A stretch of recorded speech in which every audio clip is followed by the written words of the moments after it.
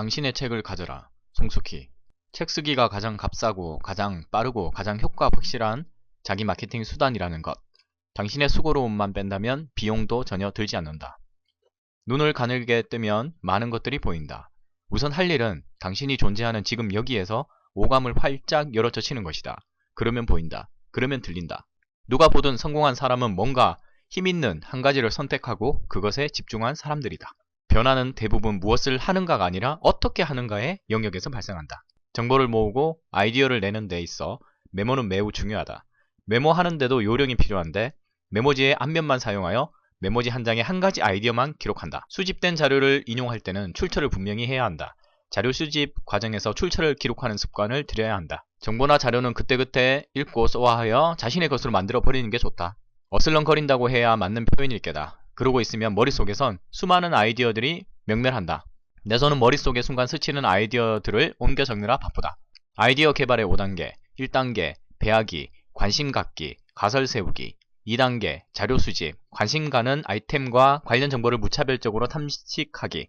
3단계 숙성기, 다른 일에 몰두하면서 자료가 숙성되는 시간을 확보하기. 4단계 필터링 정보를 검토하고 연관성을 파악하면서 가설을 아이디어로 확정하기. 5단계 컨셉팅, 원하는 대로 아이디어 다듬기.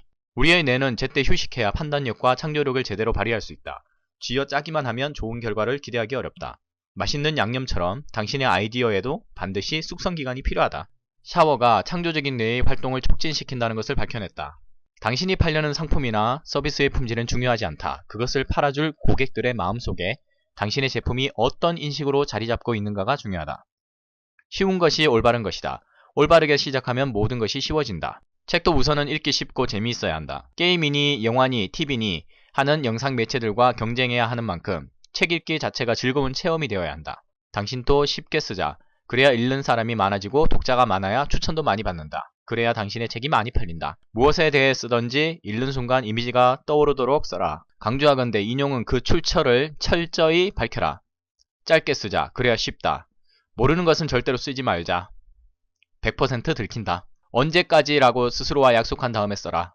마감 시간을 역산하여 하루하루 써야 할 분량을 정해놓고 쓰면 늘어지지 않고 제때 책을 끝마칠 수 있다. 중요한 것은 당신이 쓰기를 간절히 원하는가이다.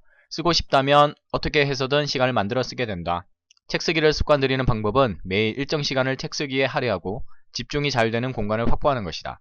45분 동안 무서운 집중력으로 뭔가를 한 다음 15분 동안 휴식을 취하며 다음 45분을 준비하라고 권한다. 바빠서 글을 쓸 수가 없다는 사람은 시간이 있어도 글을 쓰지 못합니다. 좋은 생각도 바쁜 가운데서 떠오른다는 것을 깨달았습니다.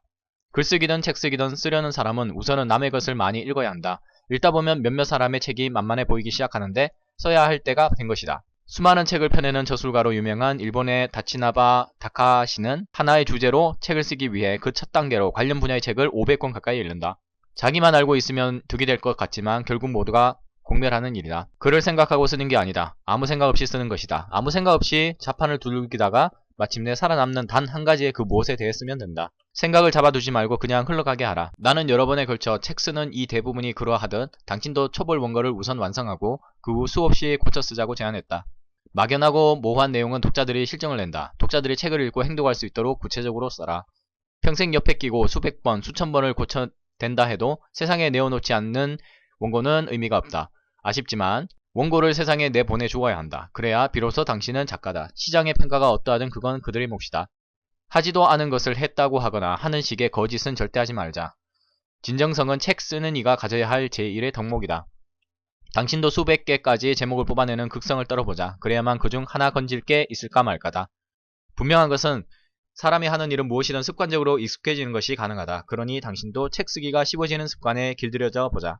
지필에 열중할 때는 새벽 4시부터 쓰기 시작하는데 1시간에 한 번씩 맨손 체조로 혈액순환을 도왔다고 한다. 또한 하루 작업이 끝나면 테니스장에 나가 땀을 흠뻑 흘렸다고 한다. 쓰고 싶든 아니든 좀 더 과하게 표현하자면 글이 만들어지는 망가지든 누가 권해서건 아니건 뭔가를 써야 하는 사람들은 무조건 하고 일단 썼다. 그것도 매일 썼다. 얼핏 떠오른 생각을 놓치지 않기 위해 그 생각의 단초를 제공한 무언가를 디카폰으로 찍어두거나 핸드폰 메모 기능을 사용하라. 당신이 무엇을 하고 있든 의식을 하든 안 하든 당신은 그 주제와 살고 있어야 한다. 그러다 보면 생각이 넘치고 넘쳐 손가락이 컴퓨터 자판 위에서 저절로 춤을 추는 경이로움을 경험하게 될 것이다. 억지로 쓰다 보면 마침내 쓰게 된다. 정말 그렇다. 나도 늘 억지로 쓴다. 억지로 초고를 쓴 다음 2번, 3번이고 시간이 허락하는 한 원고를 고쳐 쓴다. 성적이 빠르게 오르지는 않더라도 꾸준히 기초를 쌓으면 후에 놀라운 성적 향상이 나타나는 것처럼 책 쓰기도 그렇다. 문자 메시지를 보내듯 간결하게 써라. 단어나 구절이 반복되는 중원부원을 피하라. 없어도 되는 군더더기라면 과감하게 삭제하라. 어떤 제목에 사람들이 반응하는지, 어떤 내용에 반응하는지 세심하게 살펴보라. 신문기사를 리라이팅하거나 사설을 베껴 써보라. 스스로 어떻게 그것을 내 것으로 만들까를 고민하기 시작하면 우리가 가진 최대의 자신인 마인드가 깨어나고 활동하게 된다.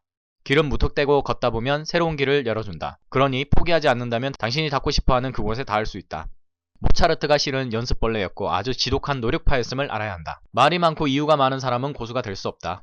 눈에 보이는 서점마다 들러 당신의 책이 있나 물어보고 한 권씩 사라.